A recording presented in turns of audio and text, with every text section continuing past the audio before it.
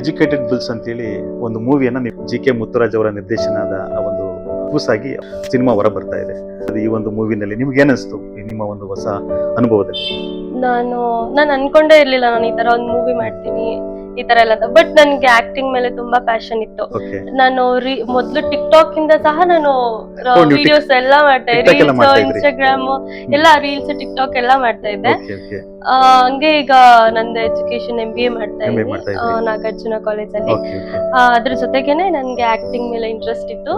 So ಹಾಗೆ ನಾನು ಒಂದ್ ದಿವಸ ಅಪ್ ಅಂಡ್ ಡೌನ್ ಮಾಡ್ತಾ ಇದ್ದೆ, ಊರ್ಗ್ ಹೋಗಿದ್ದೆ ನನ್ನ ಹಬ್ಬಕ್ಕೆ.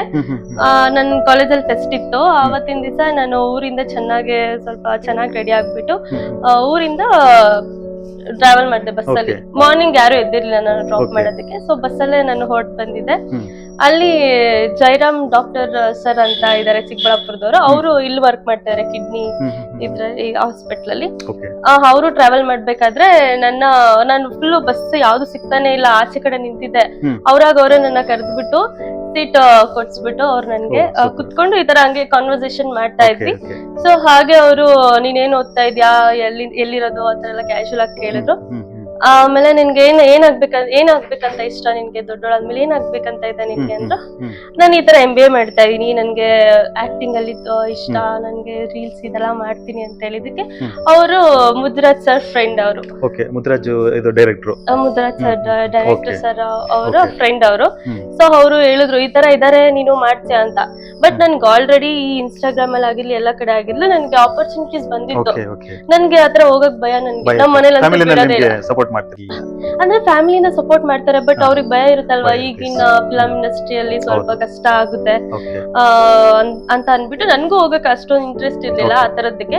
ನಾನು ಏನೇ ಇವಾಗೂ ಅಷ್ಟೇ ಅವ್ರು ಅಷ್ಟು ದೊಡ್ಡ ಫಿಲಂ ಮಾಡಿದಾರೆ ಅಂತ ಅದಕ್ಕೋಸ್ಕರ ನಾನು ಹೋಗಿದ್ದು ಅಂತ ಡೈರೆಕ್ಟ್ರು ಅಂತ ಅನ್ಬಿಟ್ಟು. ಅವರು ಅವತ್ತೇ ನನ್ಗೆ ಪರಿಚಯ ಮಾಡ್ಕೊಟ್ಟು ಅವರು ಸರ್ನ ಕರ್ಸಿ ನನ್ನ ಕರ್ಸಿ ಮಾತಾಡ್ಸಿ. ಅಂದ್ರೆ ಈಗ ನಿಮಗೆ ಈ ಒಂದು ಸಿನಿಮಾ ಬಗ್ಗೆ ಏನು ಕೂಡ ನಿಮಗೆ ಅನುಭವ ಇಲ್ಲ, ಇದೇ ಫಸ್ಟ್ ಫಿಲಂ ನಂದು. ಹೌದು, ಆಯ್ತು.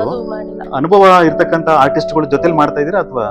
ಹೌದು, ಇದು ಭವ್ಯ ಅವರು ಸೀನಿಯರ್ ಆರ್ಟಿಸ್ಟ್, ಚಿದಾನಂದ್ ಸರ್ ಅವರು ಸೀನಿಯರ್ ಆರ್ಟಿಸ್ಟ್. ನಾವು ಅಂತವ್ರ ಜೊತೆ ಅವ್ರ ಪಕ್ಕ ನಿಂತ್ಕೊಂಡು ಮಾಡ್ಬೇಕು ಅಂತಂದ್ರೆ ನಾನು ಯಾವ ಸೀರಿಯಲ್ ಅಲ್ಲಿ ಮಾಡಿಲ್ಲ, ಯಾವ ಆಕ್ಟಿಂಗ್ ನಾನು ಏನು ಮಾಡೇ ಇಲ್ಲ ಅವ್ರ ಜೊತೆ. ಸಡನ್ ಫಸ್ಟ್ ಟೈಮ್ ಡೈರೆಕ್ಟ್ ಆಗಿ ಹಂಗೆ ಅವ್ರ ಜೊತೆ ಅಂತ ಆಪರ್ಚುನಿಟಿ ಸಿಕ್ಕಿದೆ ಅಂತಂದ್ರೆ ನನ್ಗೆ ಪುಣ್ಯ ಮಾಡಿದೀನಿ. ಈಗ ನೀವು ಅನಿರೀಕ್ಷಿತವಾಗಿ ಈ ಸಿನಿಮಾಗೆ ಬಂದಿದ್ದು ಅಂದ್ರೆ ಬೇಕು ಅಂತ ಏನು ಬಂದಿಲ್ಲ.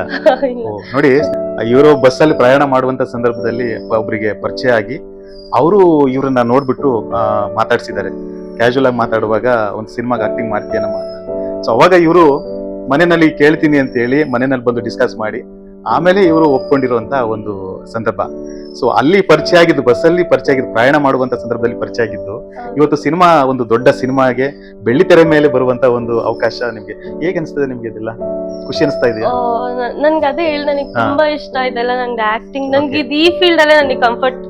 ನನಗ್ ಬೇರೆ ಆಕ್ಚುಲಿ ನಮ್ ಡ್ಯಾಡಿಗೆ ನಾನು ಪೊಲೀಸ್ ಆಗ್ಬೇಕಂತ ತುಂಬಾ ಇಷ್ಟ ಇತ್ತು.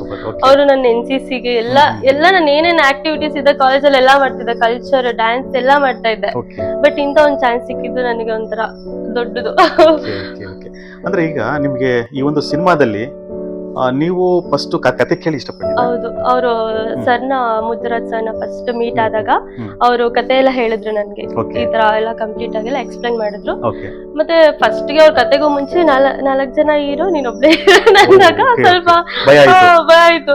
4 ಜನ ಹೀರೋ ಅಂತಂದ್ರೆ ಯಾವ ತರ ಲವ್ ಸ್ಟೋರಿ ಇರ್ಬೋದು, ಇದು ಏನೆಲ್ಲ ಇರುತ್ತೋ ಏನೋ ಅಂತ ನನಗೆ ಒಂಥರ ಇದಾಗ್ಬಿಟ್ಟಿತ್ತು.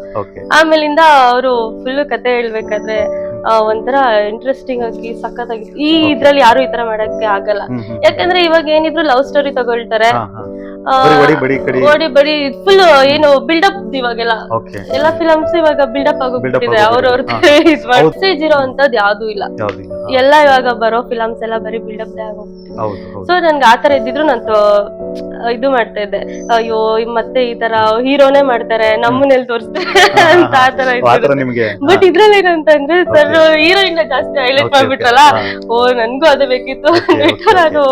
ಸೊ ನಾನು ಅದಕ್ಕೋಸ್ಕರನೇ ಅವ್ರು ಹೇಳಿದ ತಕ್ಷಣ ನಾನು ಒಪ್ಕೊಂಡ್ಬಿಟ್ಟೆ. ಆಮೇಲೆ ಮನೆಗ್ ಬಂದು ನಮ್ ಡ್ಯಾಡಿ, ನಮ್ಮ ಮಮ್ಮಿನ ಎಲ್ಲಾರ್ನು ಕೇಳಿ, ನಮ್ ಡೈರೆಕ್ಟರ್ನ ಮತ್ತೆ ಜಯರಾಮ್ ಅಂಕಲ್ ನಮ್ಮ ಮನೆಗೆಲ್ಲ ಕರ್ಸಿ ಅವ್ರ ಹತ್ರ ಪರ್ಮಿಷನ್ ಕೇಳಿಸ್ಕೊಂಡು ನಮ್ ಡ್ಯಾಡಿನೆಲ್ಲ ಒಪ್ಸಿ ಸ್ಟಾರ್ಟ್ ಮಾಡಿದ್ದು. ಸಕ್ಕದಾಗಿತ್ತು ಈಗ ಎಕ್ಸ್ಪೀರಿಯನ್ಸ್ ಎಲ್ಲ. ನೀವು ಈಗ MBA ಮುಗಿಸಿದಿರಾ, ಕಂಪ್ಲೀಟ್ ಆಗಿದೆ? ಇಲ್ಲ, ಇನ್ನು ನಾನು ಇನ್ನು ಫಸ್ಟ್ ಇಯರ್ ಸ್ಟಡಿ ಮಾಡ್ತಾ ಇದ್ದೀವಿ. ನೆಕ್ಸ್ಟ್ ಮುಂದಿನ ದಿನಗಳಲ್ಲಿ ಇದನ್ನ ಈ ಕೆರಿಯರ್ ಹಿಂಗೆ ಮುಂದುವರಿಸ್ಕೊಂಡು ಹೋಗ್ಬೇಕಂತ ಇದೆ ಅಥವಾ ಹೇಗೆ? ಸರ್ ನಂಗೇನಂತಂದ್ರೆ ಅಂದ್ರೆ ಈ ಅವಕಾಶ ಸಿಗ್ಬೇಕು ಅಂತ. ಸರ್ ಈ ಫಿಲಮ್ ನನ್ಗೆ ಆಲ್ರೆಡಿ ಹೀರೋಯಿನ್ ಆಗಿ ತೋರಿಸ್ಬಿಟ್ಟಿದ್ದಾರೆ, ನನ್ನ ಒಂಥರ ಹೈಲೈಟ್ ಆಗಿ ಹೈಲೈಟ್ ಮಾಡ್ಬಿಟ್ಟಿದ್ದಾರೆ. ಮಾಡಿದ್ದಾರೆ. ನಾನ್ ನೆಕ್ಸ್ಟ್ ಯಾವ್ದಾದ್ರು ಸೈಡ್ ಅದು ಹೋಗಲ್ಲ, ಹೀರೋಯಿನ್ ಆದ್ರೂ ಅದ್ರಲ್ಲಿ ನನ್ ಕತೆ ಕೇಳಿ ನನಗೆ ಕತೆ ಇಷ್ಟ ಆದ್ರೆ ಮಾತ್ರ ನಾನು ಹೋಗ್ತೀನಿ. ಓಕೆ, ಮೆಸೇಜ್ ಓರಿಯೆಂಟೆಡ್, ಆಮೇಲೆ ಸಮಾಜಕ್ಕೆ ಒಂದು ಒಳ್ಳೆ ಮೆಸೇಜ್ ಕೊಡಬೇಕು. ಮುಂದೆ ಫ್ಯೂಚರ್ ಕೂಡ ಯಾವುದೇ ಆತರದ ನಿಮ್ಗೆ ಏನಾದ್ರು ಆಫರ್ ಬಂದ್ರೆ, ಅಂದ್ರೆ ದೊಡ್ಡ ಮೂವಿನಲ್ಲಿ ಏನಾದ್ರು ನಿಮ್ಗೆ ಬೇರೆ ಬೇರೆ ಕೆಲವಿಗೆಲ್ಲ ನೋಡ್ತಾ ಇದ್ದೀರಿ ಕಮರ್ಷಿಯಲ್ ಮೂವಿಗಳನ್ನ ಮಾಡ್ತಾರೆ, ಬೇರೆ ಬೇರೆ ಐಟಮ್ ಸಾಂಗ್ಗಳು ಆ ತರದೆಲ್ಲ ವಲ್ಗರ್ ಆಗಿ ತೋರಿಸ್ಕೊಂಡಿದ್ದಾರೆ. ಸೊ ಆ ತರದೆಲ್ಲ ನೀವು ಒಂದೇ ವೇಳೆ ಏನಾದ್ರು ಆ ತರದ ಅವಕಾಶಗಳು ಬಂದ್ರೆ? ಇಲ್ಲ ಸರ್, ಯಾವುದೇ ಕಾರಣಕ್ಕಿಲ್ಲ. ಇಲ್ಲ. ಓಕೆ, ಅಂದ್ರೆ ಫಸ್ಟ್ ನಿಮಗೆ ಮೆಸೇಜ್ ಓರಿಯೆಂಟೆಡ್ ನಿಮ್ಗೆ ಇಷ್ಟ ಆಗಿದೆ, ಅದರಿಂದ ನೀವು ಮೂವಿನಲ್ಲಿ ಈಗ ತೋರಿಸ್ಕೊಂಡಿದ್ರಿ. ಸೊ ಭವಿಷ್ಯದಲ್ಲಿ ಏನಿದ್ರು ಅಟ್ಲೀಸ್ಟ್ ಎಂಟರ್ಟೈನ್ಮೆಂಟ್ ಮೂವಿ ಮತ್ತೆ ಈ ತರ ನಮ್ ಮೂವಿ ಇದೆಯಲ್ಲ ಆ ತರ ಇದ್ರೆ ನೋಡೋರಿಗೆ ಚೆನ್ನಾಗಿರುತ್ತೆ, ಬಟ್ ನಮ್ಗೂನು ಒಂದ್ ಒಳ್ಳೆ ಹೆಸರು ಬರುತ್ತೆ. ಅದ್ ಬಿಟ್ಟು ನಾವು ಬೇರೆ ಏನಾದ್ರು ಮಾಡಕ್ ಹೋದ್ರೆ ನೆಕ್ಸ್ಟ್ ಇವಾಗ ನಾನು ಐಟಮ್ ಸಾಂಗ್ ಮಾಡಿದ್ರೆ ಅವ್ರು ನೆಕ್ಸ್ಟ್ ನನ್ನೆಲ್ಲ ಐಟಮ್ ಸಾಂಗ್ ಹಾಕೊಂಡ್ತಾರೆ, ಹೀರೋಯಿನ್ ಚಾನ್ಸ್ ಕೂಡ. ಆಮೇಲೆ ಈ ತಂದೆ ತಾಯಿಗಳ ಕನಸನ್ನು ಕೂಡ ಹೌದು, ನಮ್ಮ ಮಕ್ಕಳು ಒಂದು ಒಳ್ಳೆ ಹೆಸರಲ್ಲಿ ಒಳ್ಳೆ ತರದನೆ ನೋಡ್ಬೇಕು ಜನ ಅನ್ನೋದು ಎಲ್ಲರಿಗೂ ಆಸೆ ಇರುತ್ತೆ. ಬಟ್ ಇಲ್ಲಿ ಏನಾಗತ್ತಂದ್ರೆ ನಿರ್ದೇಶಕರು ಎಲ್ಲ ನೆಗೆಟಿವ್ ಆಗಿ ತೋರ್ಸ್ಕೊಂಡು So ಅಂದ್ರೆ ನಿಮ್ ಹೋಗ್ಬಿಡ್ತಾರೆ. ಪ್ರಕಾರ ಸಮಾಜ ಹಾಳಾಗುವಂತ ಯಾವುದೇ ರೀತಿ ಮೆಸೇಜ್ಗಳಿದ್ರೆ ನೀವು ಮಾಡೋದಿಲ್ಲ? ಇಲ್ಲ ಸರ್. ಓಕೆ, ಇಷ್ಟೊತ್ತು ನೋಡಿದ್ರಲ್ಲ ಪೂರ್ವಿಕಾ ಅಂತೇಳಿ ಎಜುಕೇಟೆಡ್ ಬುಲ್ಸ್ ಅನ್ನುವಂಥ ಸಿನಿಮಾದ ಮೂಲಕ ಈ ಸಮಾಜಕ್ಕೆ, ಈ ಕರ್ನಾಟಕಕ್ಕೆ ಒಂದು ಒಳ್ಳೆ ಮೆಸೇಜನ್ನು ಕೊಡ್ತಕ್ಕಂಥ ಒಂದು ನಿಟ್ಟಲ್ಲಿ ಅವರು ಅನಿರೀಕ್ಷಿತವಾಗಿ ಈ ಒಂದು ಸಿನಿಮಾಕ್ಕೆ ಬಂದಿರತಕ್ಕಂಥದ್ದು. ಬಸ್ಸಿನಲ್ಲಿ ಪ್ರಯಾಣ ಮಾಡುವಾಗ ಬಂದು ಈಗ ಸಿನಿಮಾ ಜರ್ನಿನಲ್ಲಿ ಬೆಳ್ಳಿತೆರೆ ಮೇಲೆ ಏಕಾಏಕಿ ಅವರು ಗುರುತಿಸ್ಕೊಂಡಿರ್ತಕ್ಕಂಥದ್ದು ಬಹಳ ವಿಶೇಷ ಅಂತ ಹೇಳ್ಬೋದು. ಸೊ ಅವ್ರಿಗೆ 40 ಸಿನಿಮಾಗಳನ್ನ ಹಿಟ್ ಸಿನಿಮಾಗಳನ್ನ ಕೊಟ್ಟಿರ್ತಕ್ಕಂಥ GK ಮುದ್ದುರಾಜ್ ಅವರ ನಿರ್ದೇಶನದಲ್ಲಿ ಅವರೇ ಇದರಲ್ಲಿ ಪ್ರೊಡ್ಯೂಸರ್ ಕೂಡ ಆಗಿದ್ದಾರೆ. ಸೊ ಅವರು ಒಂದು ಉತ್ತಮವಾಗಿರ್ತಕ್ಕಂಥ ಒಂದು ಮೆಸೇಜ್ ಅನ್ನು ಈ ಸಮಾಜಕ್ಕೆ ಕೊಟ್ಟಿದ್ದಾರೆ. ಈ ಒಂದು ಸಮಾಜದಲ್ಲಿ ಈ ಒಂದು ಸಿನಿಮಾ ತುಂಬಾ ಅಗತ್ಯ ಇತ್ತು. ಯಾಕೆಂತಂದ್ರೆ ತಾವು ನೋಡ್ತಾ ಇದ್ದೀರಿ ಈ ಸಮಾಜ ಯಾವ ಮಟ್ಟಿಗೆ ಹೋಗಿದೆ ಅಂದ್ರೆ, ಕ್ಷುಲ್ಲಕ ಕಾರಣಕ್ಕೆ ಯಾರನ್ನೋ ಜೀವನ ಹರಣ ಮಾಡ್ತಾರೆ, ಮನೆಗಳನ್ನ ದೋಚ್ತಾರೆ, ದರೋಡೆ ಮಾಡ್ತಾರೆ, ಕೊಲೆ ಸುಲಿಗೆ, ಆಮೇಲೆ ಅಕ್ರಮ ಸಂಬಂಧಗಳು, ಆಮೇಲೆ ಲೈಂಗಿಕ ಶೋಷಣೆ. ಹೆಣ್ಮಕ್ಳ ಮೇಲೆ ಇವತ್ತು ಸಾಕಷ್ಟು ಲೈಂಗಿಕ ಶೋಷಣೆಗಳಾಗ್ತಾ ಇದೆ. ಸಿಕ್ಕಲ್ಲಿ ಹೆಣ್ಮಕ್ಳುಗಳನ್ನ ದುರುಪಯೋಗ ಮಾಡ್ಕೋತಾರೆ. ಸೊ ಹಾಗಾಗಿ ಇದನ್ನೆಲ್ಲವೂ ಕೂಡ ನಾವು ಬರೀ ಜೀವನ ಅಂತಂದ್ರೆ ಬೇಕಾಬಿಟ್ಟಿ ಜೀವನ ಮಾಡಬಾರ್ದು. ಯಾಕಂದ್ರೆ ನಾವು ಇವತ್ತಿರ್ತೀವಿ ಅಂದ್ರೆ ನಾವು ಪುಣ್ಯವಂತರು, ಈ ಒಂದು ಸಮಾಜದಲ್ಲಿ ಇವತ್ತು ನಾವು ಬದುಕ್ತಾ ಇರ್ತಕ್ಕಂಥದ್ದು ಪುಣ್ಯವಂತರು. ಬಟ್ ನಮ್ಮ ಮಕ್ಕಳು ಬದುಕ್ತಕ್ಕಂಥ ಒಂದು ವಾತಾವರಣ ನೆನೆಸ್ಕೊಂಡ್ರೆ ಬಹಳ ಭಯ ಆಗ್ತಾ ಇದೆ. ಯಾಕೆಂತಂದ್ರೆ ಸೋಷಿಯಲ್ ಮೀಡಿಯಾಗಳಲ್ಲಿ ನೋಡ್ತಾ ಇದ್ದೀರಿ, ಪ್ರಾಣಗಳನ್ನ ಹರಣ ಮಾಡುವಂಥದ್ದು, ಸಿಕ್ಕದವ್ರನ್ನ ಚಿಕ್ಕ ಮಕ್ಕಳ ಮೇಲೂ ಬಿಡ್ತಾ ಇಲ್ಲ, ಇವತ್ತು ಲೈಂಗಿಕ ಶೋಷಣೆಗಳು ಮಾಡ್ತಾ ಇದ್ದಾರೆ. ಸೊ ಇವೆಲ್ಲವೂ ನೋಡ್ತಾ ಇದ್ರೆ ನಮ್ಮ ಮುಂದಿನ ಮಕ್ಕಳು ಯಾವ ರೀತಿ ಸಮಾಜದಲ್ಲಿ ಬದುಕಬಹುದು ಅನ್ನೋಂಥದ್ದು ನಿಜಕ್ಕೂ ಭವಿಷ್ಯದಲ್ಲಿ ತುಂಬಾ ಅರಾಜಕತೆ ಉಂಟಾಗುತ್ತೆ, ಕಾನೂನು ಸುವ್ಯವಸ್ಥೆ ಹಾಳಾಗೋಗುತ್ತೆ. ಬರ್ತಾ ಏನಾಗುತ್ತೆ ಅಂದ್ರೆ ಈ ತರದ ಒಂದು ಅಕ್ರಮ ಚಟುವಟಿಕೆಗಳನ್ನ ನಿರಂತರ ಮಾಡೋದಕ್ಕೋಸ್ಕರ ಕಠಿಣ ಕಾನೂನುಗಳು ತುಂಬಾ ಕಠಿಣ ಆಗ್ತದೆ. ಸೊ ಕಠಿಣ ಆಗೋದಕ್ಕೆ ಕಾರಣ ಯಾರು? ಅದು ನಾವೇ ಮನುಷ್ಯರನ್ನೇ. ಸೊ ಆ ಕಾರಣಕ್ಕೋಸ್ಕರ ಈ ಸಮಾಜಕ್ಕೆ ಒಂದು ಮೆಸೇಜ್ ಓರಿಯೆಂಟೆಡ್ ಸಿನಿಮಾಗಳು ಬೇಕು. ಇವತ್ತು ಸಿನಿಮಾಗಳಿಂದ ಎಷ್ಟೋ ಜನ ಬದಲಾಗುವಂಥದ್ದಿದೆ.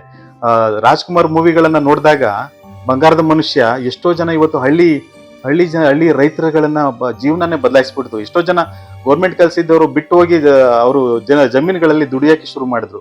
ಸೊ ಅಂತ ಒಂದು ಮೆಸೇಜ್ ಓರಿಯೆಂಟೆಡ್ ಸಿನಿಮಾಗಳನ್ನ ನೋಡಿ ಸಾಕಷ್ಟು ಜನ ಬದಲಾಗಿದ್ದಾರೆ, ಜೀವನವನ್ನ ರೂಪಿಸ್ಕೊಂಡಿದ್ದಾರೆ.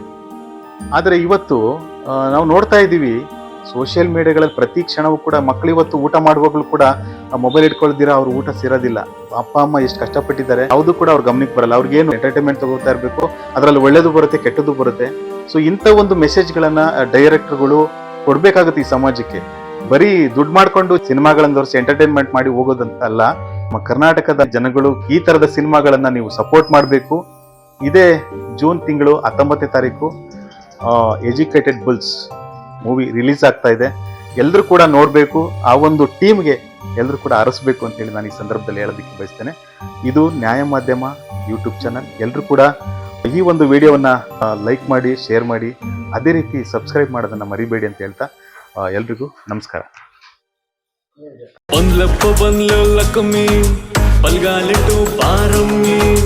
ನಮ್ ಸೈಡ್ ನೋಡು ಬ್ಲೆಸ್ಸಿಂಗ್ಸ್ ಮಾಡು ವೆಲ್ಕಮ್ ಲಕ್ಷ್ಮಿ ಬಲ್ಲಪ್ಪ ಬಂದ್ಲು ಲಕ್ಷ್ಮಿ ಬಲ್ಗಾಲಿಟು ಬಾರಮ್ಮಿ ಕಣ್ಬಿಟ್ಟು ನೋಡು ಕರೆನ್ಸಿ ನೀಡು ಡೋಂಟ್ ಮಿಸ್ ಮೀ ಲಕ್ಷ್ಮಿ ಬಾರೆ ಅಂಬಾರೆ ಅಂಬೆಗಾಲಿಟ್ಟು ನಾವು ಅಂಬಾನೆ ಆಗೋದೆಂಗೆ